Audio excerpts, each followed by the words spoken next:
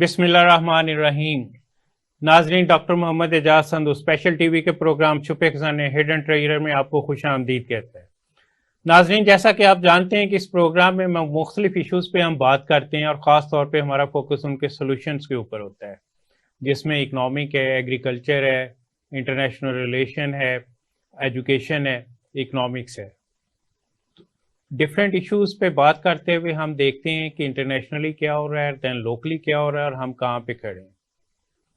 Agriculture sector को खास तौर पे जब हम देखते हैं, क्योंकि पाकिस्तान की इकोनॉमी की बैकबोन एग्रीकल्चर सेक्टर है, तो पिछले 5-6 साल से खास तौर पे हम नेट इंपोर्टर बने हुए एग्रीकल्चर के, जबकि तकरीबन हर हुकूमत ये कहती है कि बम्पर क्रॉप हुई है और उसके बाद फिर हम पहले एक्सपोर्ट करते हैं, फिर बाद में इंपोर्ट करते हैं। पता चलता है कि बाद में शॉर्टेज होगी। यील्ड पर एकड़ हमारी दुनिया में कम है, हमारे मुकाबले में जो हमसाया मुल्क है उसकी हमसे डबल से भी ज़्यादा यील्ड। ऐसा क्या है कि जिसकी वजह से हम अभी तक इस मसले को हल नहीं कर पाए? इस पॉइंट ऑफ व्यू से जब हम देखते हैं तो मुख्तलिफ इशूज़ हमें नज़र आते हैं।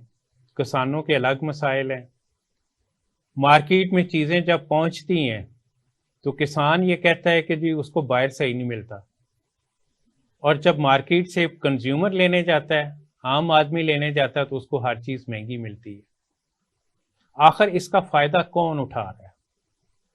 उसके साथ साथ अब इंटरनेशनल लेवल पे देखते हैं तो पाकिस्तान के कुछ मसाइल भी हैं जिस पे हम आज गुफ्तगू करेंगे एग्रीकल्चर के पॉइंट ऑफ व्यू से। अभी जैसे रिसेंटली पिछले साल सैलाब लोकल आया, इस साल इंडिया की तरफ से पानी आ गया। इंडस ट्रीटी मौजूद है और इंडस ट्रीटी के मौजूद होते हुए एक प्रोसेस है पूरा, और उसकी बजाय अभी जो खबरें आती हैं वो ये आती हैं कि इंडिया ने अचानक पानी छोड़ दिया। आखिर इंडिया वो इंटरनेशनल जो लॉ है उसको क्यों नहीं फॉलो करता? जो ट्रीटी मौजूद है, जो माहदा मौजूद है, उसको क्यों नहीं फॉलो करता? इस पॉइंट ऑफ व्यू से हम देखते हैं कि इंटरनेशनल लॉ क्या है और हम कहाँ पे हैं और क्यों नहीं चीज़ें हमारी ठीक होती। तो हमारे साथ आज एक्सपर्ट मौजूद हैं, मिस्टर हुज़ैफ़ा सदीकी, जो माहिर कानून है इंटरनेशनल लॉ के, इंटरनेशनल बैनुल-अक़वामी अमूर भी उनको कहते हैं। तो हम उनसे इन चीज़ों पे बात करेंगे। हुज़ैफ़ा साहब, खुश आमदीद कहते हैं हम आपको अपने प्रोग्राम में। Thank you sir. क्या हाल है आपके?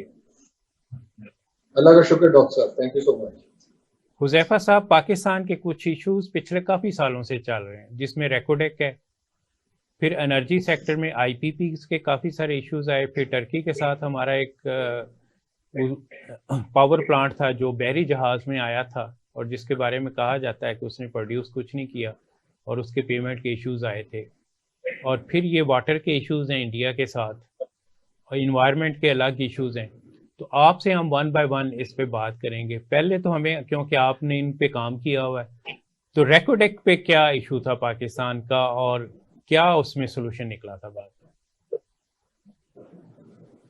देखिए सर, रेकोडेक के मामले को समझने के लिए हमें सबसे पहले ये देखना है कि इसकी पहले हम कंक्लूजन जो हो चुकी है वो सबको बता देते हैं कि इस वक्त जिस कंपनी ने पाकिस्तान के अंदर इन्वेस्टमेंट करके गोल्ड और कॉपर की माइंस के अंदर काम करना था बलूचिस्तान में, वो कंपनी जो है वो वापस पाकिस्तान में आके उसने काम शुरू कर दिया है। तो ये तो सबसे पहली बात हमें पता होनी चाहिए कि जिसके साथ हमारा लीगल मामला चल रहा था, वही कंपनी वापस आके इस वक्त काम कर रही है और उन्होंने माइनिंग शुरू कर दी है। पिछले साल के आखिर में बलूचिस्तान गवर्नमेंट को $3 मिलियन का चेक भी दे दिया हुआ है और ये इंशाल्लाह 2028 में उनकी माइनिंग प्रॉपर शुरू हो जाएगी। उससे पहले दीगर इंजीनियरिंग प्रोसेस सब चलते रहेंगे। बिल्कुल ठीक कहा। लेकिन इस कंपनी को आज से तकरीबन 16 साल पहले जनरल मुशर्रफ के वक्त के दौरान भी ये कंपनी पाकिस्तान आई थी और इसने यहाँ पर काम शुरू किया था बलूचिस्तान गवर्नमेंट के साथ, और इन्होंने माइनिंग की ये सारी चीजें अदा की थी। और अदा करने के बाद वो मामला अचानक सुप्रीम कोर्ट में चला गया और सुप्रीम कोर्ट में चीफ जस्टिस इफ्तिखार मोहम्मद चौधरी थे, जिन्होंने उसको उस वक्त इल्लीगल करार दे दिया कि ये तमाम मुआहिदा इसी कंपनी के साथ जो भी आई है ये ब्राइब्स के जरिए से है, इसमें मैलाफाइड इंटेंशन शामिल है, इसके अंदर इरेगुलरिटीज शामिल हैं, इस किस्म की काफी सारी जो है वो कानूनी बारीकियां उन्होंने निशानदेही उनकी की, जिसके बाद ये कंपनी सुप्रीम कोर्ट से केस हारने के बाद ये हमारे खिलाफ पाकिस्तान, इस्लामी जमहूरिया पाकिस्तान के खिलाफ ये इंटरनेशनल कोर्ट में केस ले गई। उसकी वजह ये है कि ये जो कंपनी है ये एक इंटरनेशनल कंपनी है, ये इसके जो मालिकान है, आप समझ लीजिए जो मालिक कंपनीज हैं, उनका 2 मुल्कों से ताल्लुक है, वो ऑस्ट्रेलिया और कनाडा से एक ये कंपनी बनती है जो फिर पाकिस्तान में इन्वेस्टमेंट करती है। बिल्कुल ठीक। पाकिस्तान ने बतौर मुल्क कंसोर्शियम, दुरुस्त कंसोर्शियम बन गया।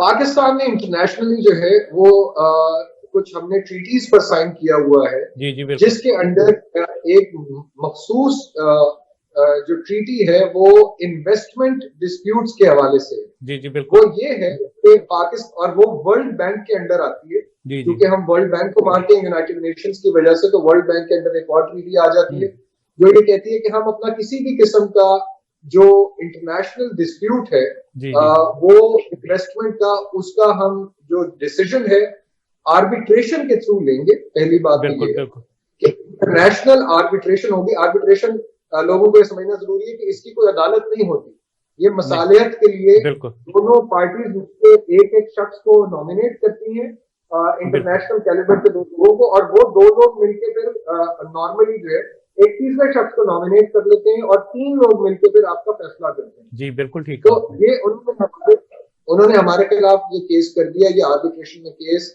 2014 के बाद से चलता रहा, और उसके बाद उन्होंने एक separate case government of Balochistan के खिलाफ एक दूसरे ट्राइब्यूनल में भी कर दिया, वो भी चलता रहा।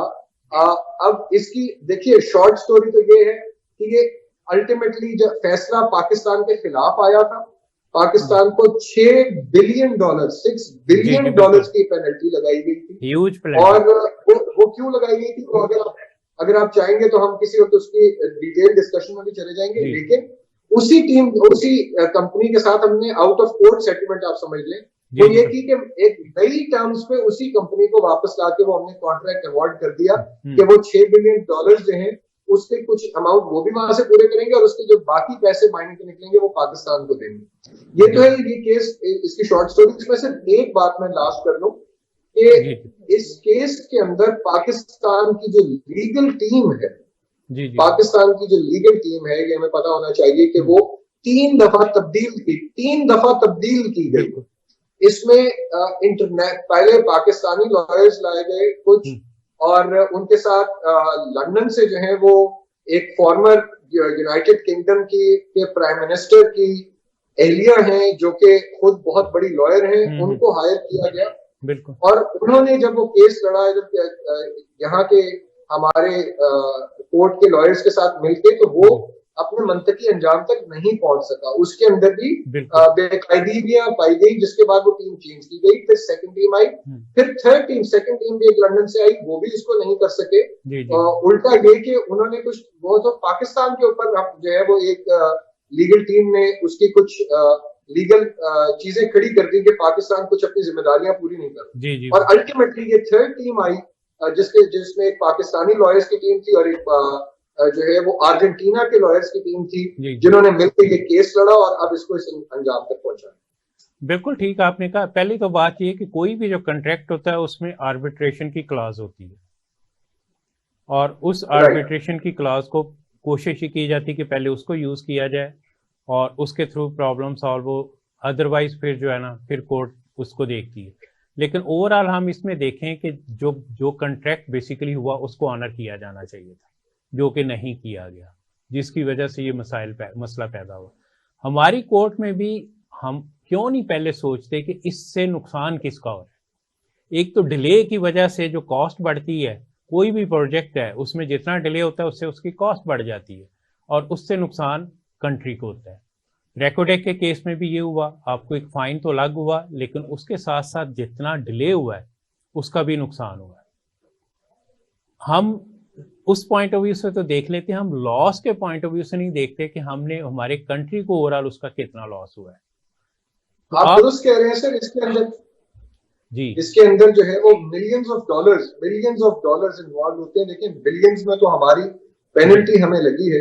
लेकिन ये जो मैंने अभी आपको कॉन्टेक्स्ट दिया है, 3 डिफरेंट लॉ फर्म्स का, ये देखिए ये एक ऐसा प्रोसेस है जो कभी सामने तो आना चाहिए कि जिनको फीसें पे की गई हैं, मिलियंस ऑफ डॉलर्स में पे की गई हैं, वो कहाँ से पे की गई हैं, उनको कैसे सेलेक्ट किया गया था, उसका क्या तरीकाकार था। जब ये पूरी रियासत पाकिस्तान मिलके हमारा केस लड़ रही है, तो क्या रियासत पाकिस्तान ने तमाम कानूनी तकाजे पूरे किए थे? क्या कोई इसमें ऐसा शख्स तो हायर नहीं हुआ था कि जिसके वेस्टेड इंटरेस्ट थे कुछ और वो अपना एक दिन का मामला पेपर करते और उसका अल्टीमेट नुकसान उसने जो है वो रियासत पाकिस्तान को पहुंचाया? बिल्कुल, मोस्ट ऑफ द केसेस में हमने देखा है कि यही होता है। स्टील मिल वाला केस था, उसकी प्राइवेटाइजेशन की जब बात हुई थी, उसके बाद सुप्रीम कोर्ट आ गई, सुप्रीम कोर्ट ने उसको रुकवा दिया, स्टील मिल अल्टीमेटली बंद होगी। तो हमारे बेसिकली जो जस्टिस सिस्टम है, जो चीफ जस्टिस साहब होते हैं या और जो सुप्रीम कोर्ट के जजेस हैं, उनको ये एक पॉइंट भी सोचना चाहिए कि ओवरऑल नेशनल लॉस कितना हो रहा है। किसी भी प्रोजेक्ट को आप जब रोक देते हैं, बिल्कुल ऐसे अभी जैसे ऑरेंज ट्रेन काफी अर्सा रुकी रही, उससे क्या हुआ? उससे लॉस सबसे पहला तो ये हुआ कि आपका प्रोजेक्ट डिले हुआ और उसकी कॉस्ट बढ़ गई। तो इस पॉइंट ऑफ व्यू से आप क्या एडवाइस करते हैं कि क्या बेसिकली करना चाहिए?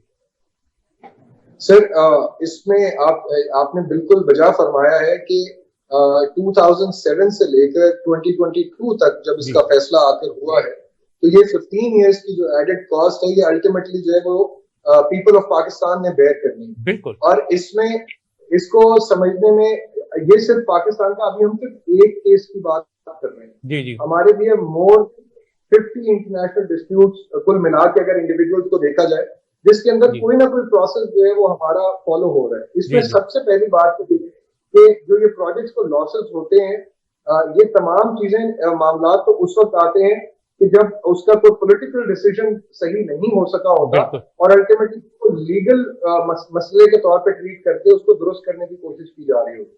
तो ये बात तो बिल्कुल आप दुरुस्त फरमा रहे हैं कि जो इसका पॉलिटिकल हल है कि उसका टेंडर कैसे होगा, वहां कौन सी कंपनीज हायर होंगी, उनकी रिक्वायरमेंट्स क्या होंगी, वो इंटरनेशनल स्टैंडर्ड्स को पूरा कर रही है कि नहीं, उनमें इंजीनियरिंग कितने लोग प्रॉपरली जानते हैं, बिकॉज ये इंजीनियरिंग का बहुत बड़ा दुनिया का प्रोजेक्ट है ये बिलियंस का, कि जिसके अंदर आपने पूरी माइंड खोद के गोल्ड की ये मशीन। तो सबसे अब जब ये इसका पॉलिटिकल एस्पेक्ट है, मैं आपसे दरखास्त करूंगा कि पॉलिटिकल मामला कोई सियासी शख्स है वो बेहतर अंदाज में बयान कर सकेंगे। मैं आपको इसके लीगल साइड से इशू बता देता हूँ, जिस वजह से हम ये समझते हैं कि वो पाकिस्तान को नुकसानदेह चीजें साबित होती हैं। सबसे पहले ये कि 15-20 साल से तो हम एक्टिवली देख रहे हैं जनरल मुशर्रफ के वक्त से कि हमारे किसी न किसी किस्म के इंटरनेशनल डिस्प्यूट्स जो है वो चलते आ रहे हैं। अब वो कभी फ्रेंडली किसी न किसी पाकिस्तानी कंपनीज ही, आपको ये पता चलिए जो पावर का आपने जिस तरह से जिक्र किया, पावर की कंपनीज के साथ भी हमारा इंटरनेशनल आर्बिट्रेशन का मुआहदा हुआ है। यानी अगर हम कंपनीज तो लोकल है, लेकिन अगर हम खिलाफ वर्जी करते हैं तो हमें इंटरनेशनली जाकर उनको डॉलर्स में पैसे पे करके उनसे बात करनी होगी। बिल्कुल। और सेम वे जो है वो ये हमारा रेकोडेक का या दीगर मामला है। तो 20 साल हो चुके हैं मैं जो हम जाती तौर पे देख रहे हैं जिसके अंदर ये एक्टिविटीज चल रही हैं, लेकिन 20 साल में मैं आपसे ये पूछता हूं कि 20 साल में गवर्नमेंट ऑफ पाकिस्तान ने इंटरनेशनल लॉ के ऊपर कौन सी ऐसी टीम तैयार की है जो पाकिस्तान को रिप्रेजेंट करती हो, जो पाकिस्तान के सारे स्टेट्स जानती हो और एक जो है वो मुतवातिर अंदाज में पाकिस्तान के इंटरेस्ट को प्रोटेक्ट कर रही है। ऐसी अभी तक हमारे सामने कोई टीम नहीं आई। हर जो आने वाली हर पॉलिटिकल गवर्नमेंट अपने पर्सन्स को इंस्टॉल करती है और वो पर्सन्स जो है वो पॉलिटिकल उसके ऊपर आप समझ रहे हैं नॉमिनेशन पे आए होते हैं, जो कि फिर हमें अल्टीमेटली क्या करना पड़ता है कि हमें कोई बाहर से ही वकील बुलाना पड़ता है कि भाई पाकिस्तान में तो जैसे तमाम वकील ही जो हैं वो शायद अल्लाह माफ करे वफात पा चुके हैं और इंटरनेशनल लेवल को हम लोग डील नहीं कर सकते हैं, तो सिर्फ बाहर से ही कोई आएगा और वही बाहर का मसीहा हमें बचाएगा। तो वो बाहर वालों को आप फिर पे भी डॉलर्स में करते हैं और मिलियंस ऑफ डॉलर्स में करते हैं। तो ये सवाल जरूर उठाया जाना चाहिए कि एक तो प्रोजेक्ट का जो कॉस्ट आपकी बढ़ गई टाइम के साथ साथ वो तो अलग है, लेकिन जहां पे हम उस कॉस्ट को बचा के मिटिगेट कर सकते थे, जहां हम कम कॉस्ट पर काम कर सकते थे, हमने तो उस एवेन्यू को खुला छोड़ दिया और उस एवेन्यू में भी जितना ज्यादा जो है वो लोग कमा सकते थे लोगों ने कमाया है। या जो जो भी बाहर से फर्म आए उन्होंने तो प्रोफेशनल सर्विस दी है। गवर्नमेंट ऑफ पाकिस्तान या स्टेट ऑफ पाकिस्तान अभी तक कोई ऐसी टीम नहीं तैयार, कोई ऐसा ऑफिस भी नहीं तैयार कर सका कि कोई एक ऐसा ऑफिस हो। ये सिर्फ अटॉर्नी जनरल जो होता है, अटॉर्नी जनरल के अंडर एक छोटा सा ऑफिस दिया हुआ है जिसकी सिर्फ 2 से 4 लोगों की टीम है जो ये काम करते हैं। वो लोग 4 लोग 4 ब्यूरोक्रेट। जी दुरुस्त। तो वो इंटरनेशनल डिस्प्यूट्स को वो सिर्फ एक टीम देखती है, उससे एक बड़ी टीम चाहिए है इन्वेस्टमेंट के साथ, उसको अथॉरिटी के साथ, जिसमें पाकिस्तान के तमाम स्टेक होल्डर्स, पर्टिकुलरली पाकिस्तान की एस्टैब्लिशमेंट भी हमारे इंटरनेशनल एग्रीमेंट्स में बहुत इन्वॉल्व होती है, काम करवाती है, उनके भी इंटरेस्ट है। पर्टिकुलरली बलोचिस्तान जैसे एरिया में जैसे रिकॉर्डिंग था, तो ये हमारे लिए सेंसिटिव मामला है। तो हमें एक ऐसी टीम चाहिए जिसको तमाम स्टेक होल्डर्स की बैकिंग हो, तमाम लोग मिलके जो है वो फिर मामला का फैसला कर सके और उनके आगे चल सके। अच्छा, इसमें एक और जो चीज है, इंटरनेशनल डिस्प्यूट तो हो गया, अब जैसे अभी आप बता रहे हैं कि 5 साल बाद उसकी प्रॉपर माइनिंग स्टार्ट होगी, उससे पहले ये 5 साल लगेंगे सारे प्रोसेसेस। अब 2007 में ना रोका होता तो 10-11 में ये प्रोसेस शुरू हो चुका होता और अब 13 साल से उसमें से बेनिफिट मिल रहा होता। एक तो वो लॉस हो गया। उसके साथ साथ जो हम देखते हैं वो ये देखते हैं कि हम क्या कर रहे हैं कि कॉपर का वो जो पत्थर है वो निकाल के बाहर जाएगा, वहां प्रोसेस होगा, प्रोसेस होने के बाद जो प्योर कॉपर है वो वापस आएगी। अब पत्थर अगर हम 10 रुपए का बेचते हैं तो प्योर कॉपर जो है वो 10,000 रुपए की है। तो हमने आज तक इसके पैरेलल क्यों नहीं प्लान किया, मेरी भी समझ से बाहर है, कि हम प्रोसेसिंग प्लांट ही पाकिस्तान में लगाएं ताकि वो पत्थर बाहर जाने की बजाय यहीं प्रोसेस हो, और उसके बाद जो प्योर कॉपर है वो फिर हम इंटरनेशनल मार्केट में उसको एक्सपोर्ट करें, और उसका हमारे पास जिसको हम वैल्यू एडिशन कहते हैं वो ज्यादा बेनिफिट हो। अच्छा, पावर सेक्टर की भी जब बात आती है तो उसमें भी हमारे कॉन्ट्रैक्ट इस तरह के हैं कि अभी तक हम डॉलर में पे कर रहे हैं। अब 30 साल पहले अगर कॉन्ट्रैक्ट हुआ था तो उसका एक टाइम पीरियड, ऑफ कोर्स बाहर से लोगों ने आके इन्वेस्टमेंट की या लोकल लोगों ने भी इन्वेस्टमेंट की, तो उसका बेनिफिट मिलना चाहिए। लेकिन आप डिसाइड कर लेते कि 5 साल बाद, 6 साल बाद, चलो नहीं 10 साल बाद फिर लोकल करेंसी में पेमेंट होगी।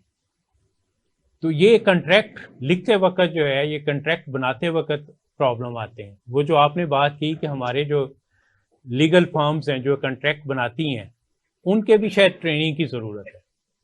आप क्या कहते हैं? बिल्कुल ठीक सर, आप बिल्कुल ठीक कह रहे हैं। और इसमें मैं समझता हूं कि ये जो आपने प्रॉब्लम की तरफ निशानदेही की है, इसको हम सिर्फ आइसोलेशन में सिर्फ एक लीगल प्रॉब्लम के तौर पर नहीं देख सकते। बिल्कुल ठीक।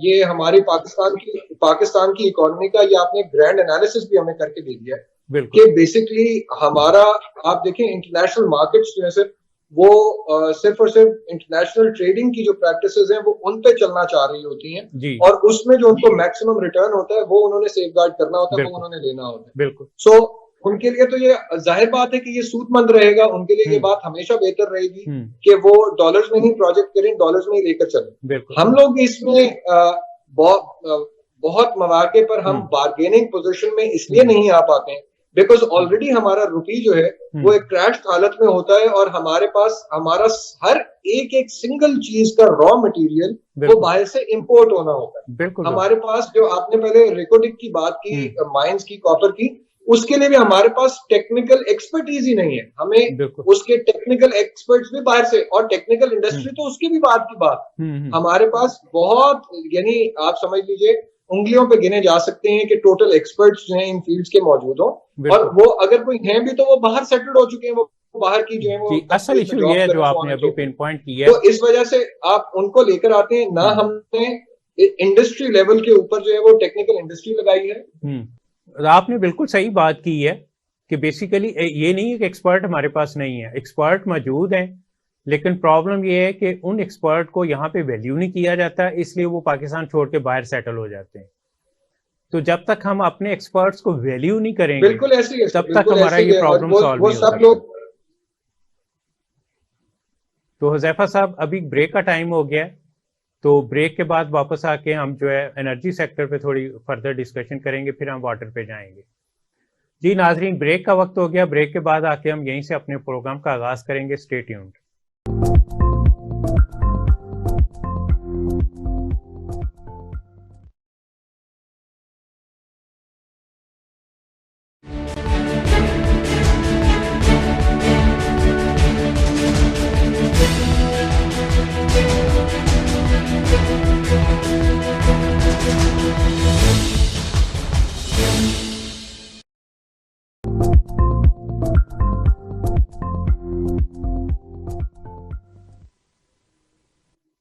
वेलकम बैक जी। हुज़ैफा साहब, हमारी डिस्कशन चल रही थी हमारे और भी माइनिंग इसके अलावा, रेकोडेक के अलावा भी।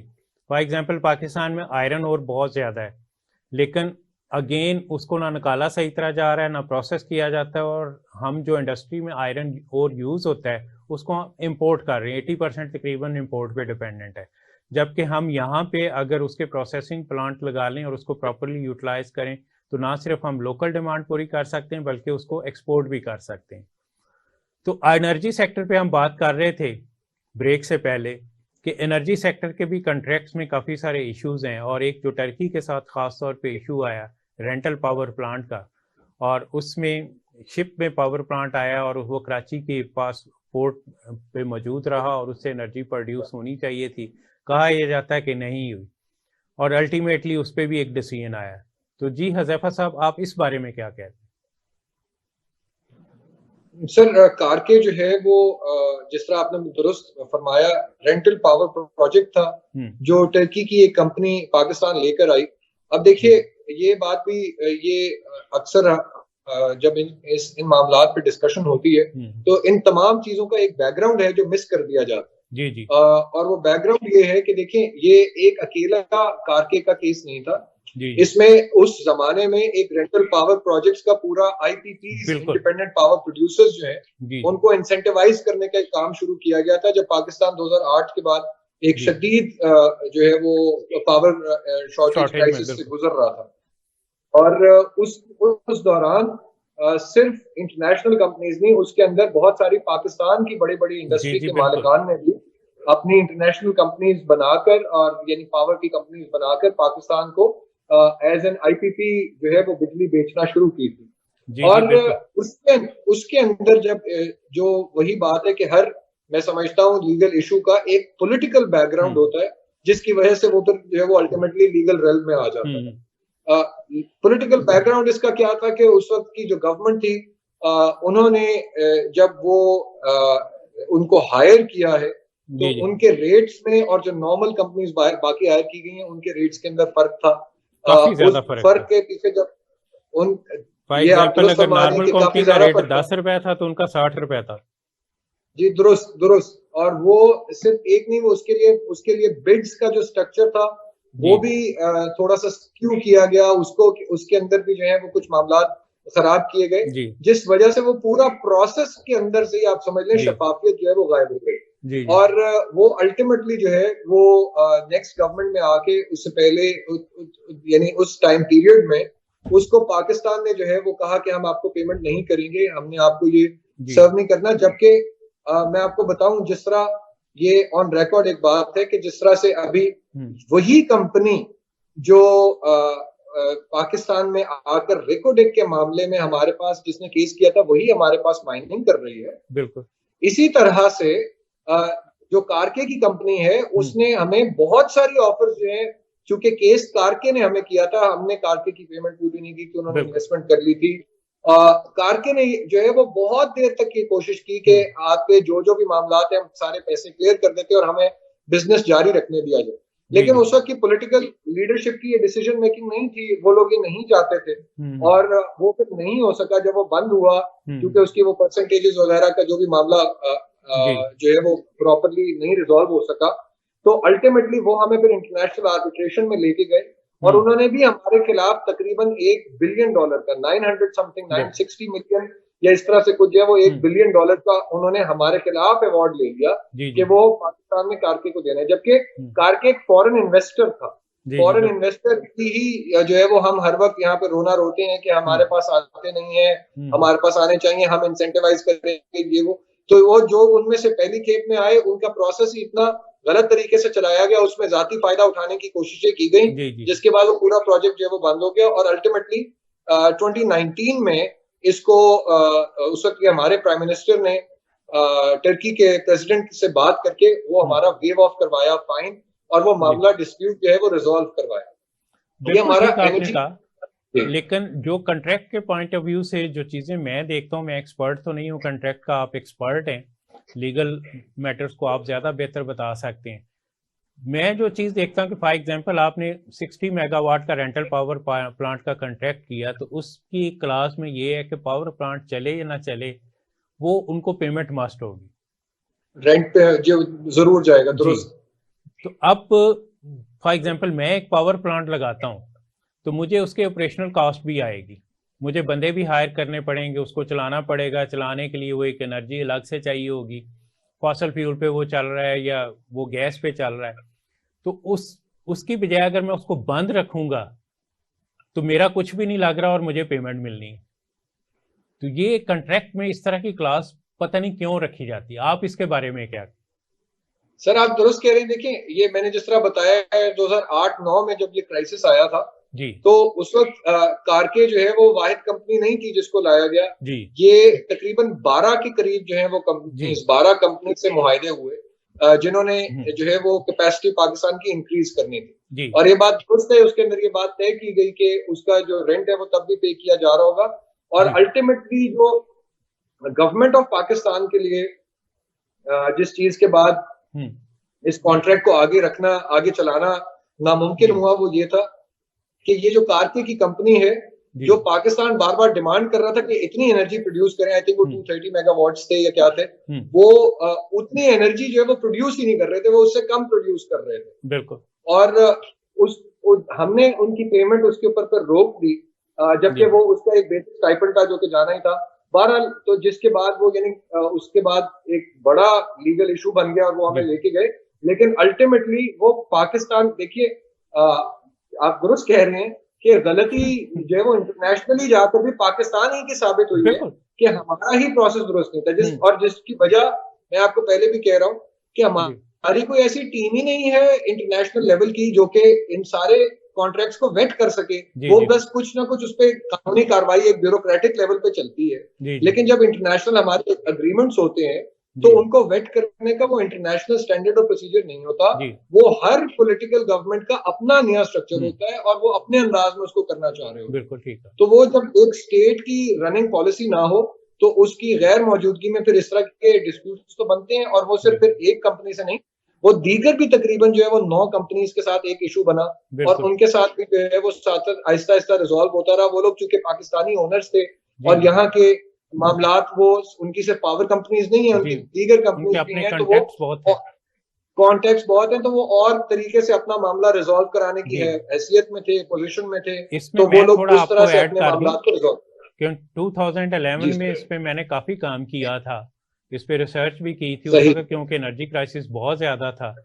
तो जब मैंने इस पे काम किया तो मुझे पता चला कि लाहौर के पास 3 IPPs लगे हुए और तीनों बंद पड़े हुए, और काफी अरसे से बंद थे। बिल्कुल। तो आई वाज शॉक कि एक तरफ तो हमारा एनर्जी क्राइसिस चल रहा है, दूसरी तरफ पावर प्लांट लगे हुए हैं और वो बंद है। उसके साथ साथ शेखुपुरा में एक रेंटल पावर प्लांट लगा था जिसको तकरीबन 1 साल हो गया था, और वो भी बंद पड़ा हुआ था, और उसको, उसके मालिक को, मैं उसका नाम नहीं यहाँ लेना चाहूंगा, उसके मालिक को उस पूरे 1 साल की पेमेंट फुल हो रही थी। तो ये मेरे लिए बड़ी, तभी मुझे पता चला कि जी फुल कैपेसिटी पे अब जो कंट्रैक्ट पाकिस्तान ने किए या उस वक्त जो किए गए वो कैपेसिटी पे किए गए, वो इस पे नहीं किए गए कि जी उसकी कैपेसिटी अगर फॉर एग्जांपल 100 मेगावाट है तो ऑपरेशनल कैपेसिटी जो है वो 80 मेगावाट है, तो उसका कंट्रैक्ट 100 का है, 80 का नहीं है, मतलब उसको जो पेमेंट होनी है वो 100 मेगावाट की होनी है। अभी भी जैसे अब लॉसेस की बात हो रही है और जो बिल पे कर रहा है उसके जुम्मे सारा लॉसेस आ रहा है, जबकि जो मैनेजमेंट है ये उसका कसूर है। अब अगर कराची में 60% लाइन लॉसेज हैं तो वो जो बिल दे रहे हैं उनका क्या कसूर है कि उसके ऊपर डाल दिया जाता है। तो ये हमारे कॉन्ट्रैक्ट्स में काफी सारे इस तरह के मैंने उस वक्त भी इश्यूज देखे थे। वो पावर प्लांट जब चलना शुरू हो गया, हमने इस पे काफी ज्यादा उस वक्त काम करके गवर्नमेंट को काफी प्रेशराइज किया था, फिर वो प्लांट चले तो काफी उस पर पब्लिक को उसका बेनिफिट मिला था। तब लाहौर में 18-18 घंटे की लोड शेडिंग हो रही जो कि कम होगी। तो कंट्रैक्ट मैनेजमेंट एक बहुत बड़ा एरिया, इंटरनेशनल कंट्रैक्ट अलग है, लोकल कंट्रैक्ट अलग। तो इसमें क्या पाकिस्तान में इसके पॉइंट ऑफ व्यू कोई स्पेशलिस्ट मौजूद हैं, क्या होना चाहिए, आप क्या कहते हैं as an expert? Sir contract, जो कॉन्ट्रैक्ट नेगोशिएशन होती है और कॉन्ट्रैक्ट ड्राफ्टिंग होती है, ये तो मुकम्मल तौर पे जो है वो एक कानूनी अम्र है और इसी के अंदर मुख्तलिफ आप माहिर कवानीन से रहनुमाई लेकर इनको डेवलप कर सकते हैं। देखिए आप जिस सर बसद एहतराम जिस प्रॉब्लम की तरफ दोबारा आप इशारा कर रहे हैं वो लैक ऑफ पॉलिटिकल विल है, लैक ऑफ लीगल स्ट्रक्चर तो बहुत बाद में आता है। और देखिए जो वकला है, वकला ने तो वही काम करना है जो उनको इंस्ट्रक्शंस मिलनी है उनके क्लाइंट की जानिब से कि भाई उनको तो जितना कहा जाएगा, जितना बताया जाएगा, वो उसके मुताबिक आपको अपनी सर्विसेज फराहम कर देंगे। लेकिन जब तक एक पॉलिटिकल कंसेंसस डेवलप करके फिर एक यूनिफॉर्म पॉलिसी के तहत सारे के सारे सेक्टर्स को, यानी हर सेक्टर की अपनी अपनी यूनिफॉर्म पॉलिसी जिसके मुताबिक कॉन्ट्रैक्ट्स अवॉइड करने का तरीकाकार वज़ा किया जाए, जिसके मुताबिक उनकी इंसेंटिवाइजेशन का तरीकाकार तय किया जाए और जिसके मुताबिक जो डिस्प्यूट रेजोल्यूशन का तरीकाकार जब तय किया जाए तो वो उसको फिर ऑनर किया जाए। अगर कोई डिस्प्यूट तय किया जा रहा है तो उसको फिर ऑनर किया जाए। अगर हम उसको फिर डिसऑनर करते हैं वो फिर हमारी डबल जो है वो हमारे खिलाफ बात बन जाती है और वो फिर दोनों चीजों के खिलाफ हमारे खिलाफ फिर वो इंटरनेशनल कोर्ट में चले जाए। बिल्कुल आपने ठीक कहा। अब हम पानी की तरफ आ जाएं, जिसका पिछले 2 साल से खास तौर पे पहले हमारा लोकल फ्लड आया, उसकी वजह से 3 करोड़ लोगों को डैमेज हुआ, फसलें अलग डैमेज हुई, रीलोकेशन आई, उसमें डीलोकेट हुए लोग। अब इंडस वाटर ट्रीटी को जब हम देखते हैं तो उसमें डिफरेंट क्लासेस हैं और उसमें ये है कि दोनों की एक हॉटलाइन है और उस पर इंफॉर्मेशन फ्लो होती है और पहले से बता दिया जाता है कि जी इस वक्त पानी की ये पोजीशन है और कुछ सेंसर्स भी हैं जिसके थ्रू आप रियल टाइम में डाटे को देख सकते हैं। तो फिर ये क्यों अभी पिछले दिनों खबरें आ रही सतलुज में पानी छोड़ दिया, रावी के हालात बुरे हैं, तो इसमें आपका क्या point of view? Sir Hindustan और पाकिस्तान के दरमियान ये सिंध तास मुआहिदा, इंडस वाटर ट्रीटी 1960s में जो तय की गई, ये वन ऑफ द, ये पाकिस्तान की भी और उस लिहाज से आप समझे कि जो मॉडर्न नेशन स्टेट्स हैं उनमें से किसी की भी ये one of the longest running treaties है जो कि सब एक बहुत बड़े दुनिया के लोगों को एक वक्त में ये कम से कम 30 से 40 करोड़ लोगों को जो है वो अफेक्ट करती है डायरेक्टली, जो इसके ऊपर डिसीजन मेकिंग है। अब तो ये तो इसके पीछे यानी आप समझ लें कंसिडरेशन इतनी ज्यादा है कि ये लोगों के 40 करोड़ लोगों का इससे जो है वो जिंदगी वाबस्ता है और इसके फैसले जो है वो 40 करोड़ लोगों की जिंदगी के फैसलों के मुताबिक है। अब इसमें अगली बात ये है कि जब ये ट्रीटी हिंदुस्तान और पाकिस्तान के साथ तय की गई तो उसके बाद से हमारी 65 की जंग, 71 की जंग, 98, 99 की जंग, उसके बाद 2000 में हालात खराब होना और उसके बाद लास्ट गवर्नमेंट के दौरान दोबारा मामलात का अचानक जो है वो एक मुश्किल सतह पर आके जब खड़े हो गए थे फरवरी 2019 में, तो ये इन तमाम जो मौके गुजरे हैं इनके दरमियान और LOC पे पर्टिकुलरली हमारी जो है वो पाकिस्तानी साइड ऑफ कश्मीर और हिंदुस्तान की जो ऑक्यूपाइड साइड ऑफ कश्मीर है, इन दोनों के ऊपर भी जितने भी जंगी हालात रहे हैं, जितनी भी शहादतें हमारी यहाँ से होती रही हैं, उस दौरान जो सिंध तास मुआहिदा है वो हमेशा इम्प्लीमेंटेबल रहा है और वो हमेशा इन इफेक्ट रहा है। ये यानी एक ऐसा मुआहिदा है कि जंगे होने के बावजूद दोनों साइडों से कमिश्नर ऑफिस है, इंडस वाटर कमिश्नर पाकिस्तान का और इंडस वाटर कमिश्नर जो है वो हिंदुस्तान का, इनके आपस में हमेशा रवाबित रहे हैं, हर वक्त डेटा एक्सचेंज होता है और जिस तरह आपने फरमाया कि ये सेंसरी मोड के ऊपर इस पे जितनी भी यानी अप टू डेट इंफॉर्मेशन है, लाइव इंफॉर्मेशन है, वो शेयर की जा रही है। टेलीमेट्री सेंसर्स होते हैं जिनके थ्रू आप देख सकते हैं रियल टाइम में क्या हो रहा है।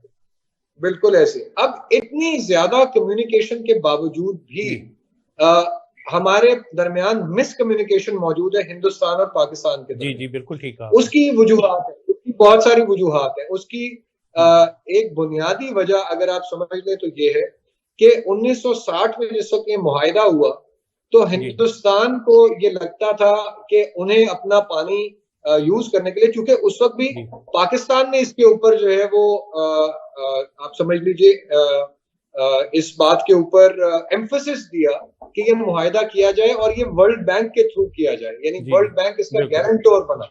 इंडस वाटर कमीशन जो है वो बैंक के अंडर आता है, और जो इसके डिस्प्यूट्स हैं वो भी वर्ल्ड बैंक में रिजॉल्व होते हैं।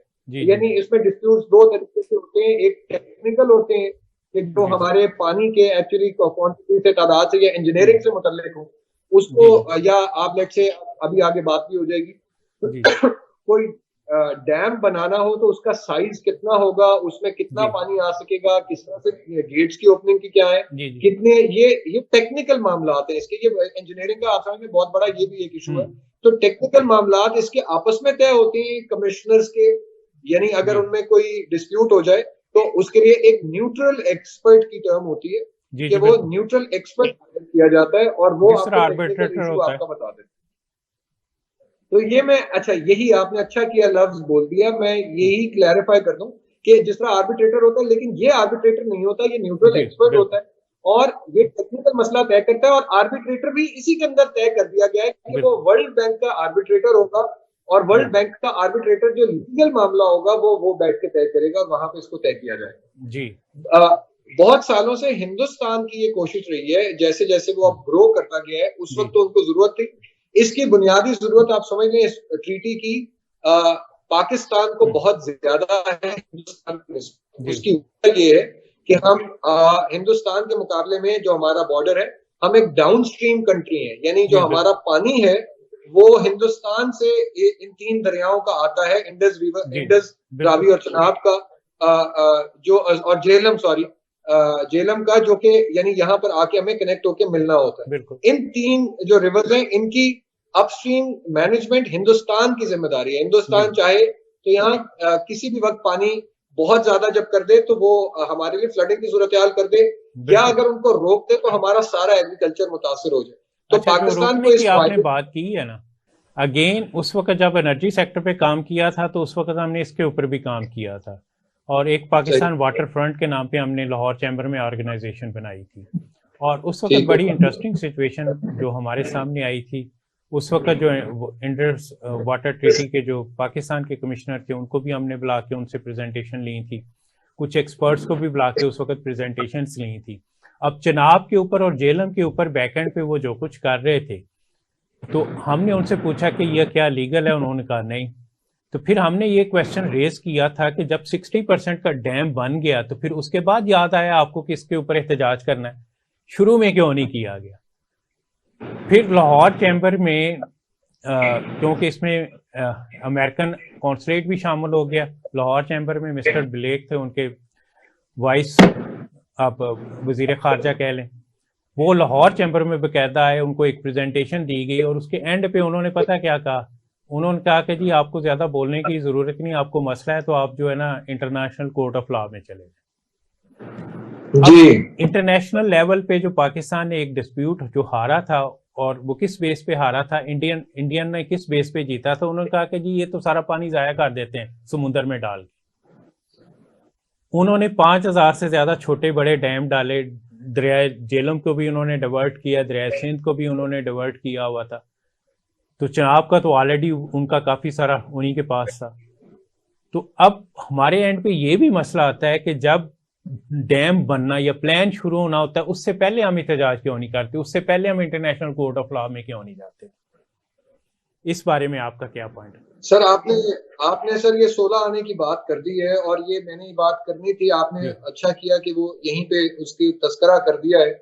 मेरे नजदीक में हमने जितना भी इंटरनेशनल लॉ पढ़ा है, बहुत मुल्कों के मामलात और मुश्किलात रहे हैं, लेकिन जो पर्टिकुलरली इंडस वाटर ट्रीटी पे आपने जिस फैसले का जिक्र किया, हमारे लिए जितना बड़ा सोर्स ऑफ एम्बैरेसमेंट ये फैसला था कि हम तो एज पाकिस्तान, ये इंडियन गवर्नमेंट ने प्ली लेकर जो है वो वहां पर बात बताई कि इनके पास तो ऑलरेडी जो वाटर है ये उसको मैनेज तो करते नहीं है, इनका ये वाला पानी तो सारा का सारा समंदर में जा रहा है, तो हमें किस जो है वो चक्कर में, वो अलहदा बात है कि जो इंडिया कर रहा है वो खुद इलीगल कर रहा है, उसके ऊपर अलहदा से आते हैं कि उनकी वो मैंडेट नहीं था, लेकिन चूंकि उसके अब अजाइम बहुत बढ़ गए हैं, वो खित्ते का बहुत बड़ा लीडर बनना चाहता है, तो वो इस तरह की हरकतें करना चाह रहा है और वही उसको रोकता भी है। लेकिन वो चाहता है, अब हिंदुस्तान के जो मकासद है वो चाहता है कि उसको कोई थर्ड पर्सन कोई उसका इशू रिजॉल्व ना करे, जिस वजह से वो इस ट्रीटी को रीनिगोशिएट करने का बार बार कह रहा है। पाकिस्तान उसकी मुखालफत कर रहा है इंटरनेशनल लेवल पे।